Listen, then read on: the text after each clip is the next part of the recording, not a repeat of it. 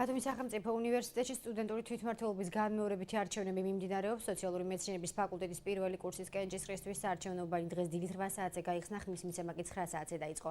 დღის პირველი ნახევრისთვის საკუთარი არჩევანი 80 საათამდე სტუდენტმა დააფიქსირა. განმეორებით არჩევნებში მონაწილეობას 328 ახალგაზრდა იღებს. უნივერსიტეტის ცენტრალური საარჩევნო კომისიის თავმჯდომარის განცხადებით ამ ეტაპზე არჩევნები დარღვევების გარეშე მიმდინარეობს. სოციალურ მეცნიერებათა ფაკულტეტზე განმეორებითი არჩევნები დაუზუსტებელი სიების გამო ჩატარდა. ამჟამად სტუდენტები თვითმმართველობის საბჭოს 87 წევრს ირჩევენ, ახალ თავმჯდომარეს ხვალ სწორედ ისინი დაასახელებენ.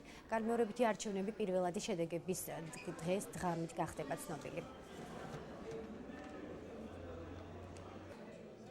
თვითმმართველობა საერთოდ არის სტუდენტებსა და ადმინისტრაციაში შორის მედიატორის როლი აკისრია. თვითმმართველობას ერთ-ერთი მნიშვნელოვანი ორგანოა სტუდენტებისთვის და უნივერსიტეტისთვის.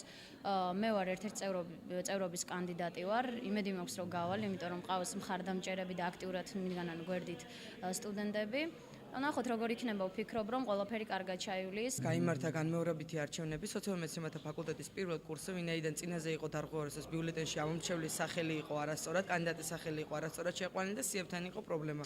მოცემულ მომენტში დღის პირველ ნახევარში საკმაოდ დიდი აქტიურობა აღინიშნა, არის 328 ადამიანი ამ კურსზე, მოსული არის აქედან 30% უკვე. ყველაფერი მიმდინარეობს მშვიდად, ყველანაირი დარღვევების გარეშე, გვაკვირდებიან როგორც არასამთავრობოები, ვიდეო კამერები.